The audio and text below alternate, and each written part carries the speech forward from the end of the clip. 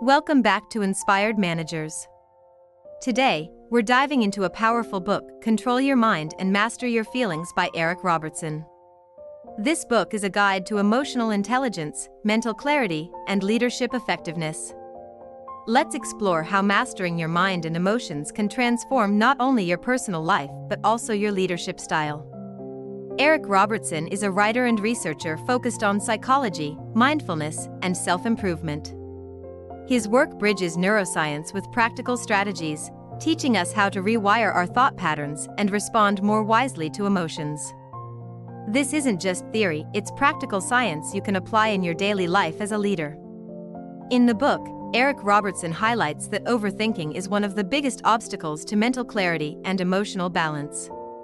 He explains that when we replay past mistakes or constantly worry about future outcomes, we trap ourselves in cycles of fear and doubt. Overthinking drains energy, magnifies problems, and often leads to indecision. Robertson suggests breaking this pattern through mindfulness, reframing thoughts, and focusing on what can be controlled in the present moment. By shifting attention from endless what-ifs to actionable steps, leaders and individuals alike free their minds to make clearer, more confident decisions. The book is built around two life-changing skills: controlling your mind and mastering your feelings. Skill 1: Control your mind. First, the power of thoughts. Robertson emphasizes that every action begins with a thought. Our inner dialogue, whether positive or negative, shapes the way we act in the world. For example, if a leader constantly tells themselves, "My team doesn't respect me," they'll unconsciously act defensively, creating distance instead of trust.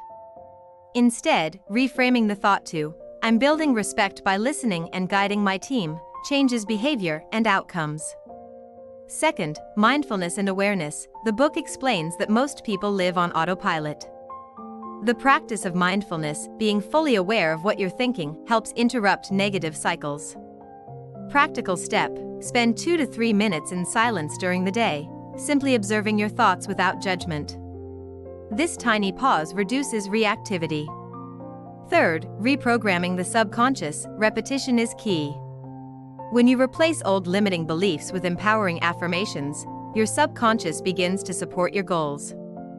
For example, a manager preparing for a big presentation can repeat, "I communicate with clarity and confidence," rather than dwelling on past mistakes. Skill 2: Master your feelings. 1. Emotions as signals. Robertson explains emotions are not problems, they're messages. Anger may point to violated boundaries, anxiety may reveal uncertainty, and joy highlights alignment. Instead of ignoring feelings, decode them. For example, if a project deadline creates anxiety, the message may be that planning or delegation is unclear. Fixing the process reduces the emotion.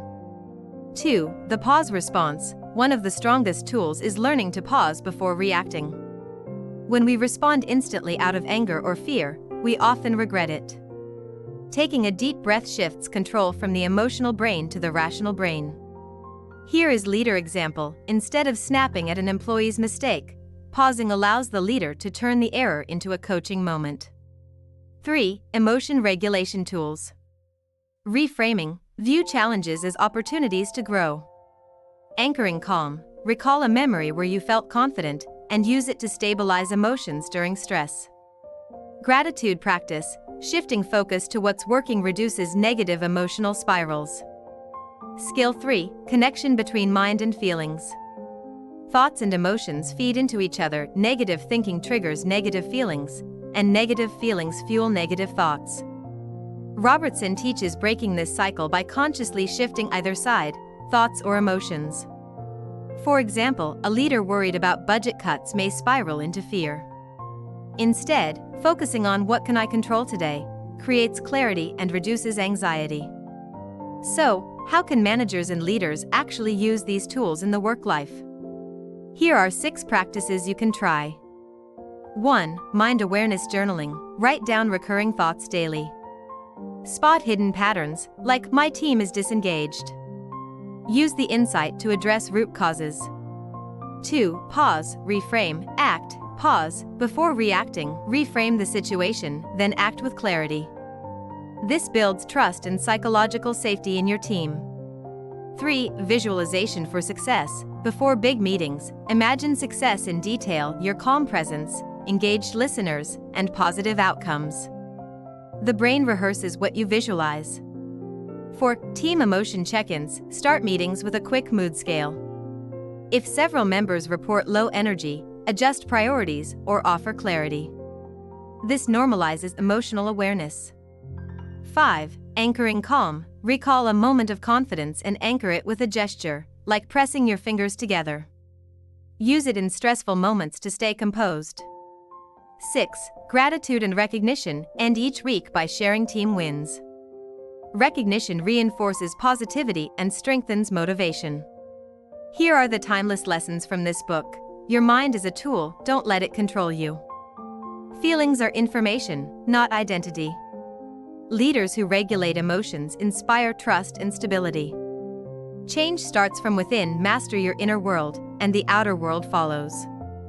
Control your mind and master your feelings isn't just self-help, it's leadership training at the deepest level. If you're a manager or leader, mastering your thoughts and emotions will make you more effective and truly inspiring. Which of these practices will you try first? Journaling, reframing, or team check-ins? Let me know in the comments. And don't forget to like, subscribe, and hit the bell so you never miss another inspiring book review. Thank you.